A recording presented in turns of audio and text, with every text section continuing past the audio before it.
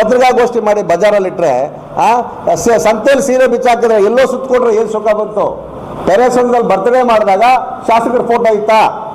ನಮ್ಮ ಶಾಸಕರ ಮೇಲೆ ಆಪಾದನೆ ಮಾಡ್ತೀರಲ್ವ ನೀವು? ಯಾರಿಗೆ ಅಗೌರವ ಥರ ಮಾಡಿದ್ದಾರೆ ತೋರಿಸಿ, ಯಾರನ್ನ ಒಬ್ಬರನ್ನ ಮಾಡಿ.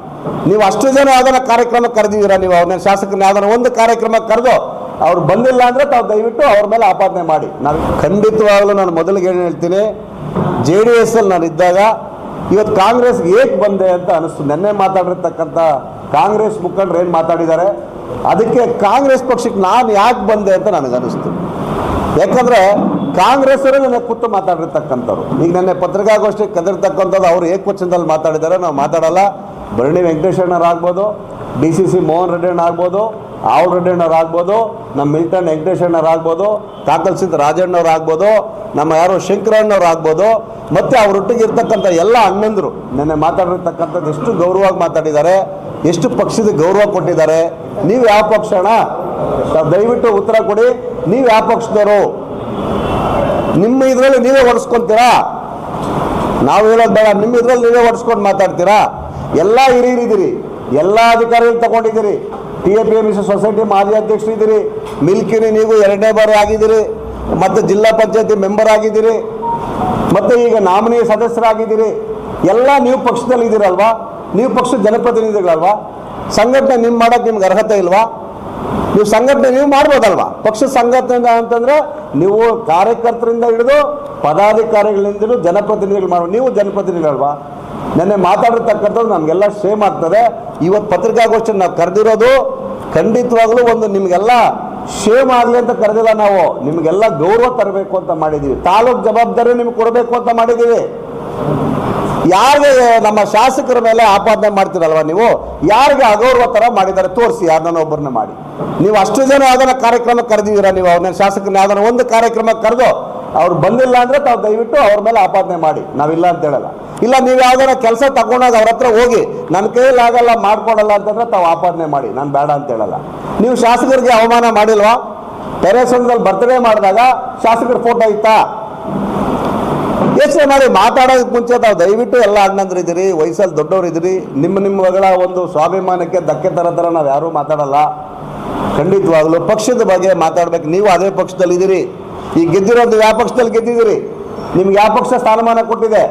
ಅದೇ ಪಕ್ಷಕ್ಕೆ ನಾವು ನಮ್ಮ ತಾಯಿಗೆ ನಾವು ಅನ್ಯಾಯ ಮಾಡಿಕೊಂಡ್ರೆ ಪತ್ರಿಕಾಗೋಷ್ಠಿ ಮಾಡಿ ಬಜಾರಲ್ಲಿಟ್ಟರೆ ಸಂತೆಯಲ್ಲಿ ಸೀರೆ ಬಿಚ್ಚಾಕಿದ್ರೆ ಎಲ್ಲೋ ಸುತ್ತಕೊಂಡ್ರೆ ಏನು ಸುಖ ಬಂತು? ತಾವು ದಯವಿಟ್ಟು ನಾನು ಹೇಳ್ತಾ ಇರ್ತಕ್ಕಂಥ ಉದ್ದೇಶ, ನೀವು ಜಿಲ್ಲಾಧ್ಯಕ್ಷರಾಗಲಿ, ತಾಲೂಕು ಅಧ್ಯಕ್ಷರಾಗಲಿ, ಮತ್ತು ನಮ್ಮ ಹೋಬಳಿ ಘಟಕದ ಅಧ್ಯಕ್ಷರಾಗಲಿ, ಖಂಡಿತವಾಗ್ಲೂ ಈಗಾಗಲೇ ನಾವು ಪಕ್ಷದ ಕಚೇರಿಗೆ ಎಲ್ಲ ಮುಖಂಡರಿಗೆ ನೀವು ಮಾತಾಡಿರ್ತಕ್ಕಂಥ ಕ್ಲಿಪ್ಸ್ ಆಗ್ಬೋದು, ನೀವು ಮಾತಾಡಿರ್ತಕ್ಕಂಥ ವಿಡಿಯೋ ಆಗ್ಬೋದು, ಯಾವ ರೀತಿ ಮಾತಾಡಿದಿರಿ, ಯಾವ ರೀತಿ ಏಕವಚನ ಮಾತಾಡಿದಿರಿ, ಯಾವ ರೀತಿ ಬೈದಿದ್ದೀರಿ, ಯಾವ ರೀತಿ ಹೊಗಳಿದಿರಿ, ನಿಮ್ಮೆಲ್ಲ ನೋಡ್ಬಿಟ್ಟಿದ್ದೀವಿ. ಅದನ್ನೆಲ್ಲ ನಾವು ಹೈಕಮಾಂಡ್ಗೆ ಕೊಟ್ಟಿದ್ದೀವಿ. ನಾವು ಈಗಾಗಲೇ ಜಿಲ್ಲಾ ಅಧ್ಯಕ್ಷರಿಗೂ, ತಾಲೂಕು ಅಧ್ಯಕ್ಷರಿಗೆ ಮತ್ತು ಹೋಬಳಿ ಘಟಕ ಅಧ್ಯಕ್ಷರಿಗೂ ಸಹ ಬರವಣಿಗೆ ಮುಖಾಂತರ ಸಹ ಕೊಟ್ಟಿದ್ದೀವಿ.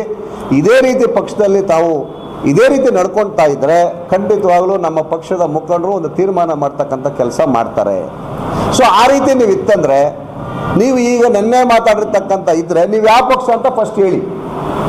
ನೀವು ಯಾವ ಪಕ್ಷದವರು ಅಂತ ಹೇಳಿ. JDS ಪಕ್ಷನ, BJP ಪಕ್ಷನ, CPM ಪಕ್ಷನ ಹೇಳಿ. ನೀವು ವರ್ಕ್ಸ್ ಬಗ್ಗೆ ಮಾತಾಡ್ತೀರಿ, ಕೆಲಸದ ಬಗ್ಗೆ ನೀವು ಮಾತಾಡ್ತೀರಿ.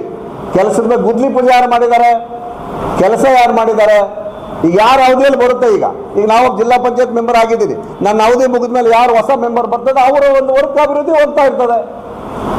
ವರ್ಕ್ ಸಮೇತ ಕೋಟೆಗೆ ಕೆಲಸ ಮಾಡ್ಕೊಬೇಕಾದ್ರೆ, ಮಾಡಿಸ್ಬೇಕಾದ್ರೆ ನಮ್ಮ ರೋಡ್ಗೆ ಶಾಸಕರು ಹಾಕಿದ್ರು, ನಮ್ಮ ರಸ್ತೆನ ಶಾಸಕರ ಅಭಿವೃದ್ಧಿ ಮಾಡಿದ್ರು ಅಂತ ಹೊಗಳಬೇಕಾದಾಗ ಇದ್ರನ್ನ ನೀವು ಅವಾಗಲೇ ನೀವು ವರ್ಕ್ ಇಲ್ಲ ತಾನೇ, ದಾಖಲೆ ನೀವು ಬರೀ ಹೇಳ್ತೀರಲ್ಲ ದಾಖಲೆ ಸಮೇತ ತರ್ತೀವಿ ಅಂತೇಳಿ ಯಾರ್ಯಾರ ಅವಧಿಯಲ್ಲಿ ವರ್ಕ್ ಆಗಿದೆ ಅಂತ ಆಗೋಣ. ಆ ರೀತಿ ಆದರೆ ಇದುವರೆಗೂ ಶಾಸಕರು ₹1 ಕೊಟ್ಟಿಲ್ವಾ? ಬಾಗೇಪಲ್ಲಿ ಕೊಟ್ಟಿದ್ದಾರೆ, ಗೌರಿಬಿದನೂರು ಕೊಟ್ಟಿದ್ದಾರೆ, ಗುಡಿಬಂಡ ಕೊಟ್ಟಿದ್ದಾರೆ, ಶಿಳಘಟ್ಟ ಕೊಟ್ಟಿದ್ದಾರೆ, ಚಿಂತಾಮಣಿ ಕೊಟ್ಟಿದ್ದಾರೆ, ಚೇಳೂರು ಕೊಟ್ಟಿದ್ದಾರೆ, ಮಂಚನಹಳ್ಳಿ ಕೊಟ್ಟಿದ್ದಾರೆ. ಮಂಚನಹಳ್ಳಿ ನಮ್ಗೆ ಬಿಡಿ, ನಮ್ಮದು ಎಲೆಕ್ಷನ್ ಚುನಾವಣೆ ಬಂದ ತಕ್ಷಣ ಇವ್ರ ಅನುದಾನ ಯಾವ ಕ್ಷೇತ್ರಕ್ಕೆ ಕೊಟ್ಟಿದ್ದಾರೆ ತಾವೇಳ್ಬೇಕಲ್ವ? ಇರ್ತಕ್ಕಂಥ ವಿಚಾರದಲ್ಲಿ ತಾವು ಹೇಳ್ತಕ್ಕಂಥ ವಿಚಾರದಲ್ಲಿ ಪಕ್ಷದ ಬಗ್ಗೆ ಮಾತಾಡಬೇಕಾದಾಗ ಎಲ್ಲ ಅಣ್ಣಂದರನ್ನ ಕೈ ಮುಗಿದು ಮನವಿ ಮಾಡ್ತೀನಿ, ಗೌರವಯುತವಾಗಿ ಪಕ್ಷದ ಬಗ್ಗೆ ಮಾತಾಡಿ. ಅಗೌರವಾಗಿ ಮಾತಾಡಿದ್ರೆ ನಮ್ಮನ್ನು ನಾವು ಬೈಕೊಂಡಂಗೆ. ನೀವು ಕಾಂಗ್ರೆಸ್ನವರೇ, ಹಾಗಾದ್ರೆ ಶಾಸಕರು ಈಗೇನು ಚುನಾವಣೆಯಲ್ಲಿ ಪ್ರಚಾರಕ್ಕೆ ಹೋಗ್ತಾ ಇಲ್ವಾ? ದಾವಣಗೆರೆಯಲ್ಲಿ ನೀವು ಪ್ರಚಾರ ಮಾಡಿದ್ರು ಕಾಂಗ್ರೆಸ್ ಅವರು, ಎಷ್ಟು ಪ್ರಚಾರ ಮಾಡಿದ್ರಿ ನೀವು? ಎಷ್ಟು ತಂಡ ತಗೊಂಡೋಗಿದ್ರಿ? ಎಷ್ಟು ಜನ ಕರ್ಕೊಂಡೋಗಿದ್ರಿ? ಯಾರ್ಯಾರು ಕರ್ಕೊಂಡೋಗಿದ್ರಿ ದಾವಣಗೆರೆ ಪ್ರಚಾರಕ್ಕೆ? ಕಾಂಗ್ರೆಸ್ ಹತ್ತಾನೆ ನೀವೆಲ್ಲ ಜನಪ್ರತಿನಿಧಿಗಳೇ, ಕೂತಿರೋರೆಲ್ಲ ಜನಪ್ರತಿನಿಧಿಗಳೇ. ಗ್ರಾಮ ಪಂಚಾಯತಿ ಮೆಂಬರ್ ಆಗ್ಬೋದು, ಕೌನ್ಸಿಲರ್ ಆಗ್ಬೋದು, ಮಿಲ್ಕ್ ಯೂನಿಯನ್ ಆಗ್ಬೋದು, ಜಡ್ಪಿಗ ಆಗ್ಬೋದು. ನೀವು ಯಾವ ಕ್ಷೇತ್ರಕ್ಕೆ ಹೋಗಿ ಮೊನ್ನೆ ಬೈ ಎಲೆಕ್ಷನ್ ಆದಾಗ ಎಲ್ಲೆಲ್ಲಿ ಕ್ಯಾನ್ವಾಸ್ ಮಾಡಿದಿರಿ? ಯಾವ ಜವಾಬ್ದಾರಿಯನ್ನು ಹೊತ್ಕೊಂಡಿದ್ದೀರಿ ತಾವೆಲ್ಲ? ಪಕ್ಷದ ಬಗ್ಗೆ ನೀವೇ ಸಂಘಟನೆ ಮಾಡಿದಿರಿ. ಯಾವಾಗಲೂ ಬಯ್ಯೋ ಕಾರ್ಯಕ್ರಮ ಹೊರತು ಸಂಘಟನೆ ನೀವು ಮಾಡಿ ಇನ್ನೊಬ್ಬರು ಮಾಡೋದು, ಇನ್ನೊಬ್ಬರು ಮಾಡ್ತಕ್ಕಂಥದ್ದು, ಕುಂಬಳಕಾಯಿ ಕಲಾದ್ರೆ ಎಗಲ್ ಮುಟ್ಕೊಂಡು ನೋಡ್ಕೊಳತಕ್ಕಂಥದ್ದು. ನಾವು ತಪ್ಪು ಮಾಡ್ಕೊಂಡು ನಾವೇ ನಮ್ಮ ಪಕ್ಷದಲ್ಲಿ ಹೇಳ್ಕೊಡ್ರೆ ಇದು ಯಾವ ಮಟ್ಟಕ್ಕೆ ಸರಿ ಇದೆ ಅಂತ ಗಣ್ಯರು ಯೋಚನೆ ಮಾಡಬೇಕು, ಪದಾಧಿಕಾರಿಗಳು ಯೋಚನೆ ಮಾಡಬೇಕು. ಇದ್ರ ಬಗ್ಗೆ ಏನಾದರೂ ಖಂಡಿತವಾಗಲೂ ಪದಾಧಿಕಾರಿಗಳು ನೇರವಾಗಿ ಅವರ ಮೇಲೆ ಶಿಸ್ತಿನ ಕ್ರಮ, ಯಾರೇ ಆಗಲಿ ಕಾಂಗ್ರೆಸ್ ಪಕ್ಷದಲ್ಲಿ ಯಾರೇ ಆಗಲಿ ಪಕ್ಷಕ್ಕೆ ದ್ರೋಹ ಬಗ್ಸಂತ ಕೆಲಸ ಮಾಡಿ, ಅವರ ಸ್ಥಾನಮಾನಕ್ಕೆ ಅಗೌರವ ಬರೋ ಥರ ಮಾಡಿ, ಪಕ್ಷದಲ್ಲಿರ್ತಕ್ಕಂಥ ಕಾರ್ಯಕರ್ತರಿಗೆ, ಪದಾಧಿಕಾರಿಗಳಿಗೆ, ಮುಖಂಡರಿಗೆ ಗೌರವ ಹೋಗೋ ಥರ ಮಾಡಿದ್ರೆ ಅವ್ರ ಮೇಲೆ ಶಿಸ್ತಿನ ಕ್ರಮವನ್ನು ತಗೊಳ್ಳಿ ಅಂತ ನಾವು ನೇರವಾಗಿ ರಾಜ್ಯದ ಮುಖಂಡರಿಗೆ, ಜಿಲ್ಲಾ ಮುಖಂಡರಿಗೆ, ಉಸ್ತುವಾರಿ ಮಿನಿಸ್ಟರ್ಗೆ ಎಲ್ರಿಗೂ ಸಹ ನಾವೀಗಾಗಲೇ ಮನವಿಯನ್ನು ಮಾಡಿದಿರಿ. ಅದರ ಮೇಲೆ ಶಿಸ್ತಾಗಿ ಒಂದು ಕ್ರಮ ತಗೊಬೇಕು ಅಂತೇಳಿ ತಮ್ಮಗಳ ಮುಖಾಂತರ, ಯಾಕಂದ್ರೆ ನನ್ನೆಲ್ಲ ಸುಮಾರು ಜನ ಎಲ್ಲ ಬೇಸರವನ್ನು ವ್ಯಕ್ತಪಡಿಸಿರ್ತಕ್ಕಂಥ ಸುಮಾರು ಜನ ಇದ್ದಾರೆ. ಇಲ್ಲೇನೋ ಮಾಧ್ಯಮದಲ್ಲಿ ಮಾಡ್ತಕ್ಕಂಥ ವಿಚಾರದಲ್ಲಿ ಸಂಬಂಧಪಟ್ಟಂತ ಎಲ್ಲ ಮಾಡಿರ್ತಕ್ಕಂಥದ್ದು. ಈಗಾದರೆ ಮುಂದಿನ ದಿನಗಳಲ್ಲಿ ಇದ್ರ ಬಗ್ಗೆ ಪರಿಣಾಮ ಕೆಟ್ಟದಾಗಿರುತ್ತೆ.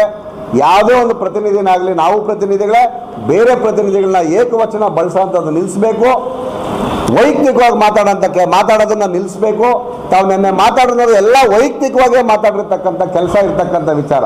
ಸಾಕೋಟೆ ಕಾರ್ವ ವಾಟರ್ ಪ್ಯೂರಿಫೈರ್ಸ್ ಅಂತ ಹೇಳ್ಬಿಟ್ಟು ಹೋಲ್ಸೇಲ್ ದರದಲ್ಲಿ ಚಿಕ್ಕಬಳ್ಳಾಪುರದಲ್ಲಿ ಪ್ರಪ್ರಥಮ ಬಾರಿಗೆ 5,500ಕ್ಕೆ ವಾಟರ್ ಪ್ಯೂರಿಫೈರ್ ಲಭ್ಯ ಇದೆ. 5,500 ಇಂದ ಇಲ್ಲಿ ನಮ್ಮ ಅಂಗಡಿಯಲ್ಲಿ RO UV UF TDS ಖಾಲಿ 5,500ಕ್ಕೆ ಬರುತ್ತೆ. ನಮ್ಮ ಅಂಗಡಿಯಲ್ಲಿ ಬನ್ನಿ. ನಮ್ಮ ಲೊಕೇಶನ್ ಬಂದು ಎಸ್ ಅಕ್ವಾಟೆಕ್ ಕೆನರಾ ಬ್ಯಾಂಕ್ ಆಪೋಸಿಟ್ ಅಲ್ಲಿ ಆಂಬೂರ್ ದಮ್ ಬಿರಿಯಾನಿ ಪಕ್ಕದ ರೋಡ್ ಅಲ್ಲಿ 2ನೇ ಅಂಗಡಿ ಬರುತ್ತೆ.